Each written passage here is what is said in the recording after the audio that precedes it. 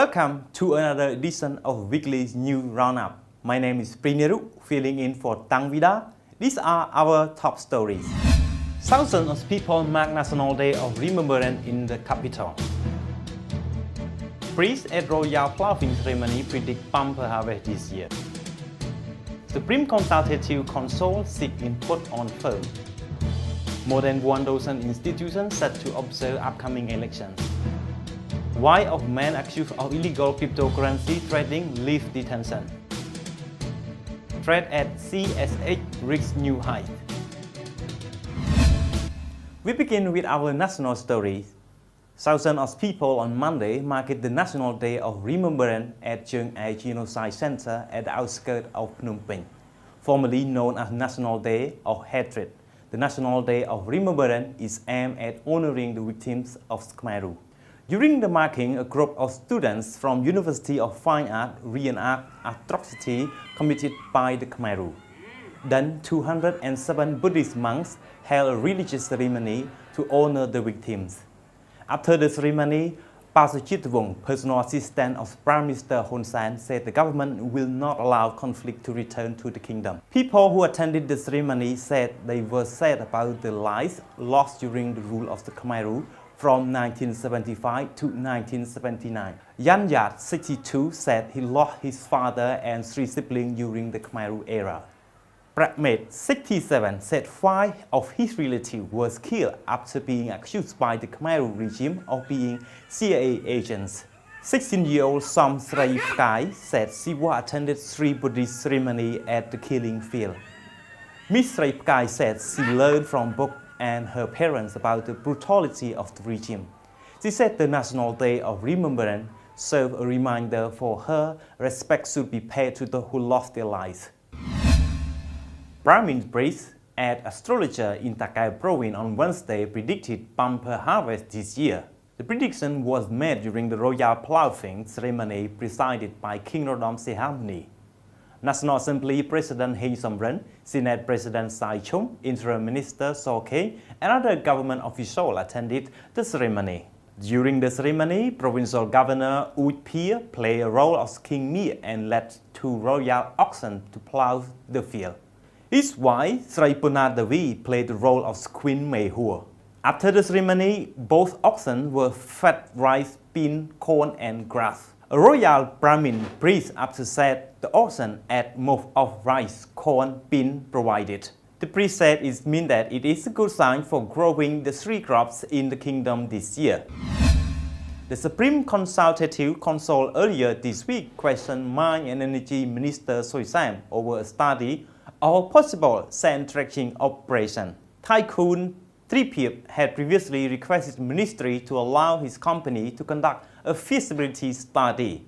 Mr. Sam was asked to give his input because his ministry oversees underwater mining operations. Yuh Manirot, Mine and Energy Ministry spokesman, said Minister Sam told the council that input can be given after seeing a report by the Water Resource Ministry after the study request. Pixro, Cambodian Youth Party SCC member, said even though the Mine and Energy Ministry could not grant a license for sand dredging, it could give one for underwater mining. Mr. Strauss said since Minister Sam was unable to give detail, he will ask the SCC to schedule a meeting with Water Resources Minister Lim Kien Hao. The National Election Committee on Wednesday said 19 national institutions will participate in monitoring Sunday municipal, provincial and district council elections. NEC spokesman Dem Sawanarom said the 19 institutions consist of about 1,000 observers from groups such as the Union of Youth Federations in Cambodia. Mr. Sawanarom said 5 political parties has been registered to have their observer monitor polls and count ballots. He added that these parties are CPP with 406 observers, Phunselpech with 109, the Khmer National United Party with 19, Khmer Wheel Party with 64, and Cambodian Youth Party with 28. Som Kuntimi, Executive Director of the Election Watchdog Netflix, said Netflix will not deploy its observer because it knows that there are more than 10,000 voters across the country. According to an NEC press release in April, 7 political parties are registered to compete These parties are the CPP, Khmer National Unity Party, Phunsun Pech, Khmer Nationality Party, Khmer Youth Party, Khmer Will Party, and Khmer Republican Party. Registered political parties began campaigning last week to garner support from their members, with the CPP and KNRP beginning in Phnom Penh. There are 559 seats up for grabs in Phnom Penh and the 24 provinces, while there are 3,555 seats up for grabs in all districts and cities across the kingdom. Only commune councillors are eligible to vote. On to our top business story this week, Châu Sok Soi, wife Daran Yo, a man accused of masterminding illegal cryptocurrency trading in Cambodia, was released but is banned from leaving the country. Last week, police said senior officer of Malaysian-owned GCG Asia was arrested for falsely claiming that Prime Minister Hun Sen backed the company cryptocurrency business. Mr. Daran and Ms. Châu were both among those arrested. Khmer Times learned that Ms. Châu was released on Sunday while Mr. Daran underwent more questioning by the police. GCG Asia office was shuttered following the arrest. The detention came hours after Mr. Hun Sen announced that, according to the Indonesian embassy, GCG Asia was blacklisted in Indonesia for illegally trading cryptocurrency.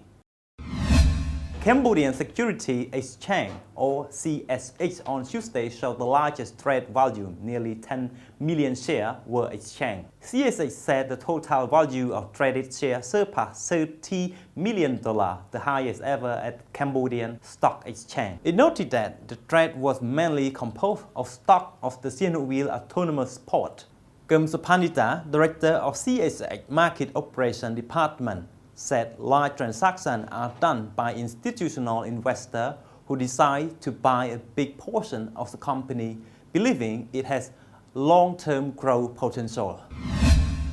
This concludes our show for this week. Join us again next time for another edition of the weekly news roundup. I'm Pri Neru.